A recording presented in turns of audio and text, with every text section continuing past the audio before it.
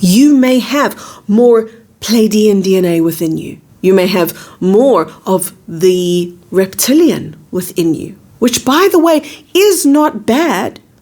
Guess what happens? I always save the best to last. Guess what happens to the so-called dark DNA? You really have no idea how miraculous, how magnificent, and how amazing you are. And I'm going to talk a little bit more about that today, about the true nature of what it is to be human, because it's nothing like the story we've been sold. The story we've been sold is a sad case of a humanity so self-obsessed, a humanity so brainwashed into consumerism, so selfish, so uncaring. That is the display of humanity we've seen. So no wonder people walk around saying things like, oh, humans, can't stand them. I had a godmother who said that. She said, I can't stand people. I love my dogs, but I can't stand people. And whilst I can understand where that comes from, that's hurt speaking. Really, what those words are saying is, humans have hurt me. And because they've hurt me, I'm going to push them away so that I don't let them in, so that I don't give them space to do that again. But what you may not know about that is that in so doing, if you've done it, you reject your humanity. You reject the part of you that is human, and you also neglect to see what it means to be human, because what is on display is what it means to be a conditioned human. That's what's on display. But what is in our nature? That is what I want to talk to you about today. So let's rewind, and let's predate any history that we know of. Let's go into the galactic records and find what humanity is made of. So I'm looking at the seed, not just the seed of consciousness, but the seed of our blueprint that formed and created our bodies. This is an exciting story of creation. So in the beginning, there was God. Let's go right back there, shall we? In the beginning, there was one supreme creator of all that is. And that supreme creator of all that is ultimately created everything. But human beings here on planet Earth, for those of you who are familiar with me, my work on my channel, you'll know that this is a very special case scenario. We're operating in a place called the false matrix, and we're on the brink of evolving out of it, which is exactly why the planet looks as topsy-turvy and crazy as it does right now. We're doing that. We're collapsing a matrix. What is a matrix? It's a reality. So there are many matrices across the entire universe. A matrix is not a bad thing. It's just a playground. See, we're used to the word matrix meaning a trap. No, the false matrix. Yeah, that certainly is.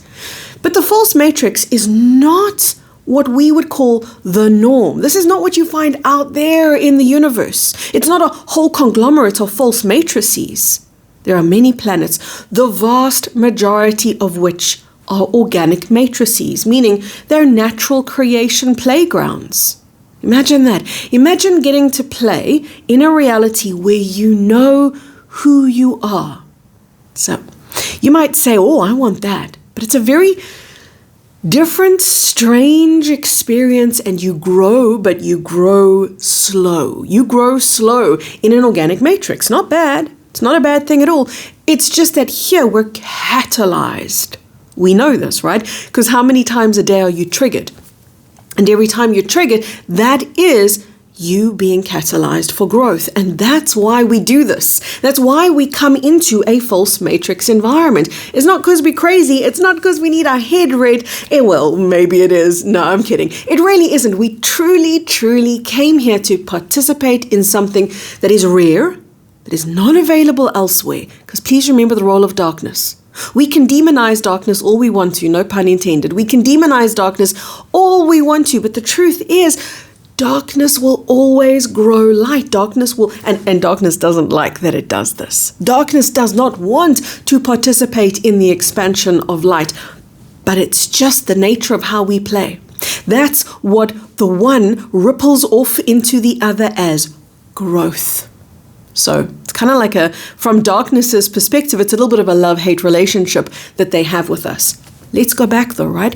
We're going into that period before the false matrix. was ever established, before any false matrix was ever established, there were beings who embodied as darkness, beings who embodied as light. They had very specific and very important functions. I've gone through this before, so I'm not going to repeat it.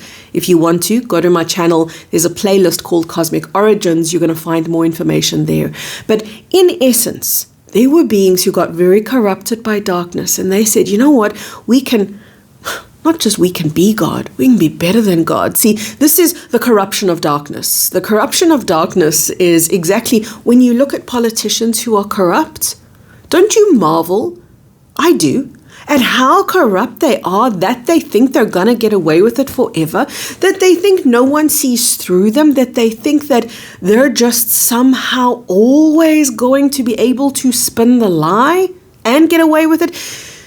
There's a period in time, which is now, where consequence speaks loudly. It takes over from karma and it becomes a very immediate thing. That's where we're playing, in the realm of fairly immediate consequence. And I know that a lot of people shake their hands at this stage and they say, I'm not seeing enough karma or consequence. Kerry, what are you talking about? People are getting away with so much. Do you really think so? Do you really think those people are happy? Do you really think those people are not sheer misery right now? Now, I know that you would want an outcome that results in something very final perhaps happening to them. Like, let's just take the example of somebody who has hurt others. I know it's very tempting to say, I want that resolved. We all do.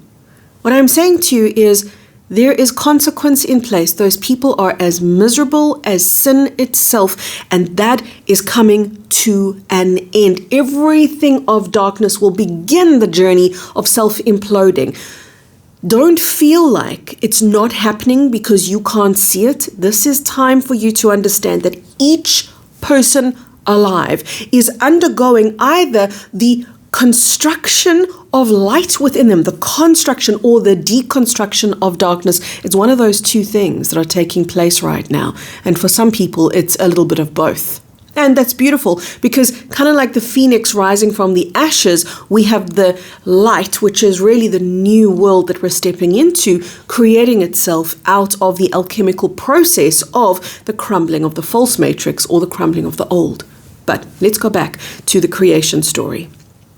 So we've got beings of darkness. These beings of darkness said, we're going to pretend that we're God. We're going to play as God. And we're going to separate ourselves from darkness to the degree that we have nothing to do with that God character. We don't like God. We want to be bigger than the biggest thing that there is. It's impossible. But like I said, corruption and depravity can create all sorts of fantasy and illusion. When they rejected God and consciously separated themselves from God, and by the way, that takes a phenomenal everyday effort. Will you listen to that again? Darkness is in an everyday struggle to keep itself separate from light. It's an everyday and every moment affair. The moment they relax, the moment they get into the moment, they're automatically going to start the journey of reunion and they resist. So they're in permanent resistance. Does that make sense to you now? Why I always say, oh, baby, step out of resistance. This is not where you want to be because that's the role of darkness. Darkness is in permanent efforting. That's why they're always exhausted and they're permanently pushing away light. Full-time job. So these beings of darkness and depravity, they created a populace to populate a matrix, which is a planet, and there was a snag. The snag was, damn it, when we separated from God, we lost our ability to create like God. So what do? Well, they're very clever beings. They might be psychopathic, but they're incredibly intelligent. And they said, not a problem. We'll just create a populace who can create on our behalf. So in other words, we'll hijack a planet because they can't even do that. They can't even create a planet on their own. They had to hijack something out of the existing creation template. In other words, out of the existing matrices. They had to hijack a planet. That's where planet Earth comes from. and a populace, these beings who populated the planet, and put them into a cloistered, quarantined environment called Earth, which would be a part of the false matrix. And there are a number of planets there in the false matrix, a number of them. What's taking place on planet Earth is so magical, monumental, and massive that, I was going to say when we get this right, when we totally alchemize the false matrix back into the organic truth, the organic matrix of whence we come, when we return to our original Eden, our original place in the divine creation template of God consciousness itself, the place we came from, when we do this, which is what we're doing now, on this planet, in this life, it's why you incarnated, it's what your purpose is, it's why you're listening to this video, it's why people are tuning into my channel, it is why you're having a spiritual awakening, it is because everything in you is being switched on. The clarion call has sounded and resounded within you and said, time. That's what this is. It's time to wake up, to return out of the false matrix back into the organic creation template from which we come. When the hijacking first took place, the beings of the planet, there were very few of them, and they were just too damn intelligent. They were just too damn connected to God for the liking of these psychopathic overlords. So what they did is they said, let's start over. And they did this many times to the population of planet Earth. They had many do-overs, many start-over events. Noah's Ark, numerous other events that we know about, many more that we don't know about, wherein the entire population was pretty much abandoned and started all over again. This is where either they lost control of a timeline or they just didn't like the way that these hybridized beings were behaving. Hybridized beings, what did she say? Yes. So these, remember, they can't create, these overlords, these dark overlords. They can't create, but they can engineer, and they are masterful at engineering, and they are great geneticists because they're great thinkers, they're very scientifically minded. And I know that in the comments, some of you are going to say, are you talking about the Anunnaki? We can call them by many names. But yes, the Anunnaki is part of the group of people that I'm talking about. So are the Archons, by the way. The Archons are the higher ups and the Anunnaki sort of a little bit lower down. But nonetheless, the Anunnaki were the geneticists that created the body that you and I live in today. And there were many different race groups, many different beings of darkness who said, we want to be a part of this. We also want a slave species because they're kind of handy. Do you know why they're handy? Well, because we land up unconsciously creating, if the geneticists could get it right, they could create a human form that would occupy a planet of the false matrix blindly, unconsciously, unknowingly. And then, almost like puppets on strings, they could be manipulated to generate certain emotions and energies, because we are very creative, we humans, we feel things, don't we, very deeply, and we can watch something on the news and we can all have the same outrage response to it. Now, these responses, which are very coordinated by the dark overlords, become food, become a fuel source for these beings of darkness. They don't chomp on food the way you and I might. They consume energy. It's what keeps them alive, because please remember, they're separate from God. You and I are plugged in to God consciousness. So whilst we live in a very toxic environment, what keeps us alive is the strand of divinity that is still very much connected to the place we come from. So it's a kind of homesickness that we experience where something in us is still connected to home, still connected to God and divinity. And imagine it like a strand from God directly into us, but we can't see where that strand leads. Instead, all we can see is this blindness of the false matrix that we're in. Kind of like being in a prison cell and forgetting that there's even a world beyond the prison cell that we're in. That's kind of what it is to be in a false matrix environment. When humanity frees themselves from the false matrix, the ripple of that frees all other false matrices. I had to slow down and say that in such a way that I hope you replay it and let it sink in and go, whoa, what am I a part of actually? This is so much bigger than planet Earth. This is so much bigger than your life. This has got to do with the entire breakdown of the false matrices existing in the first place. Because this is where the dark ones went truly wayward, when they created false matrices. And where populations were taken to these false matrices to populate them. Yes, we volunteered. Yes, we said, oh yeah, I'd love to be a part of that, because when you're operating in the organic matrix, think of it like this. I'm going to give you a crazy analogy.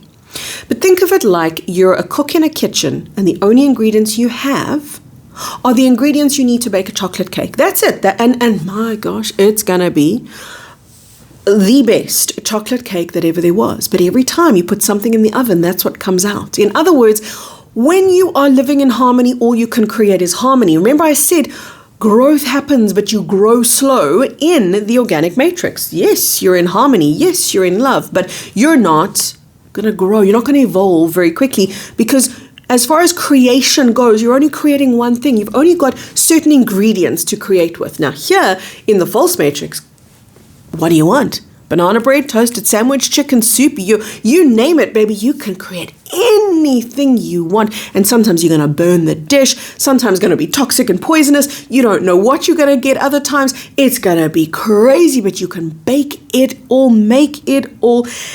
Dishes that you could never come up with in the organic matrix. So this is part of, it's a silly analogy, I know, but it's still part of the attraction and why we came here. Because in creating things here that we couldn't create elsewhere, we could really hone our skills. So now we go, okay, so if I can create everything from the chicken soup to the burnt bean soup to whatever it is, I'm going to become a true master chef, that when I go back to the organic matrix and then bake that chocolate cake that I always knew how to bake, man, I'm going to bake the best. If that chocolate cake was already the best, I'm going to make that the best of the best of the best. So in other words, I'm going to step into a level of mastery that I would never otherwise be able to step into. Coming into the false matrix fast tracks you and it expands you exponentially. So I don't want you to look at your life through the lens of victimhood. Oh, how could we land up here, hijacked into the false matrix? I want you to look at this as you did as an innocent soul, first choosing to incarnate into the false matrix, knowing this is a realm of amnesia. You were going to forget yourself, but you were going to learn to cook. Every meal that ever there was, you were going to learn to cook, even though you burnt most of them and your fingers whilst doing it, you were going to come out of this a true master chef. You can tell I've watched a lot of Australian Master Chef. It's one of my most favorite shows ever, and I hardly ever cook anything from it. But there you go. That's a little side note. Okay, so now we understand there was this trickery that led to the false matrix. But wait a minute, there's more. This is where I get to the real good stuff, okay? So now I want you to truly pay attention to what I'm going to say. The beings of darkness that created the false matrix, I keep calling them the overlords. There were numerous of them that came in and said, I want to be a part of this experiment where we have a populace that we can just feed off of. It's a pretty great and almost infinite food supply for beings of darkness who no longer are connected to the God Source organic matrix. They began to hybridize a human form, and guess what happened next? The angelics looked at this and said, no. What they're creating is an abomination. No. But at the same time, there's free will. So what do? So they hatched a really, really clever plan. And the clever plan was this. Okay. Since you guys are playing by the rules of the universe, which demands that there is always free will, we, the angelics, are going to use our free will to come into the experiment and insist that our angelic DNA goes into this hybridized being. And the dark geneticists laughed and said, sure, knowing that they were going to still perform trickery, and that was that they were going to dominate the genetic creation that they were creating, this hybridized creation rather, that they were creating, and they were going to make dormant all of that DNA that was godly and divine.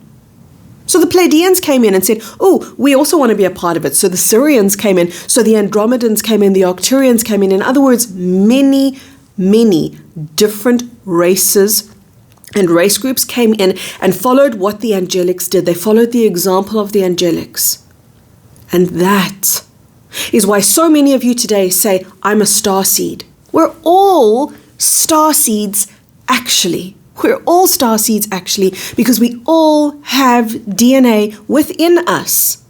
Sometimes it's dormant, but it's okay. We all have DNA within us that has strands of that divinity, that higher nature, that higher consciousness. And can you see the true genius of that plan? It's kind of like saying, okay, you're going to create this abomination, but what I'm going to do as the angelic or the high frequency being, I'm going to insist in being part of that experiment so that light will get switched on, because they knew it would happen. They knew what would take place right here, right now in creation.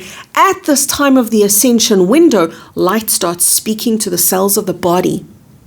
The dark overlords said, no, we'll block it out. We'll work around it. We'll pump the planet full of fear. But have you noticed? Despite that, humanity is waking up. You already have. You might say to me, well, I haven't woken up fully. Doesn't matter. If you're awake enough to watch this video, you're doing good. You're doing really good. Please take that as your cue to share this video with a couple more people, would you? Because this is a message that I'd love for more people to become aware of, to know the divinity that they are, that literally lives inside of them. So cosmic light is being streamed into the planet right now, speaking to the cells of your body, and it is being catalyzed. And some of you will say, well, I identify as an Arcturian being or a Sirian being or whatever it is. You know, we really are galactic beings ultimately, and beyond that we are cosmic beings ultimately, and beyond that even we are celestial beings ultimately, and beyond that even we are godly beings ultimately. We're here to remember that though. We're here to remember it and to really trust the process, that it's being switched on for us, because it is. We're being switched on. The more we have these light codes coming in, because that's what they couldn't stop, these beings of darkness. They couldn't stop the light codes being switched on. They couldn't stop ascension from happening. The only hope that they've got is that the whole planet doesn't ascend. That's the only hope that they've got. They cannot stop ascension now. We're way beyond stopping. It's only a question of numbers at this stage. Know that there is something being switched on inside of you, that angelic DNA or the Arcturian or the Pleiadian, just like I might have greenish, bluish, sometimes yellowish eyes. It really depends on the weather and the day and whatever I'm wearing. This is my genetic coding. You might have brown eyes, blue eyes, whatever they are. We have genealogy within us that expresses itself differently. You may have more Pleiadian DNA within you. You may have more of the original Earth ancestor within you. You may have more of the reptilian within you, which, by the way, is not bad. Guess what happens? Oh, I always save the best to last. Guess what happens to the so-called dark DNA? In other words, that which was contributed to within our genealogy, within the hybridization program, that which was contributed from beings of darkness. What was going to happen? Yes, the light that gets switched on inside of you ripples into that darkness. That is why these dark overlords do not want our ascension to happen, and that is why Earth, breaking free from the false matrix, breaks so many other planets free from the false matrix, to the extent that no other false matrix will be permissible or possible again beyond this. Because the light within you that is already switched on is in the process of alchemizing that within you which is dark, because we are both. We have DNA within us, and please remember that DNA is not just the color of our eyes and the physical expressions. Please remember that DNA is much, much more than that. It's your spiritual heritage, your cosmic lineage. It is your emotional repertoire. It is your Akashic record. All of that is the DNA. We can only see the tiniest fragment of it and understand even less of it. Nonetheless, that light that gets switched on inside of you, from the perspective of darkness, they would say it's corrupting the darkness. Yes, it is, because it's transforming the darkness into a unified light field, a unification of dark and light, which is what? What is the unification of dark and light? It is light. When darkness and light come together, the only thing you will ever see is light, no separation, unification. And if anything, that light becomes amplified, becomes bigger. Thanks for staying to the end. I really appreciate that from my heart all the way into yours.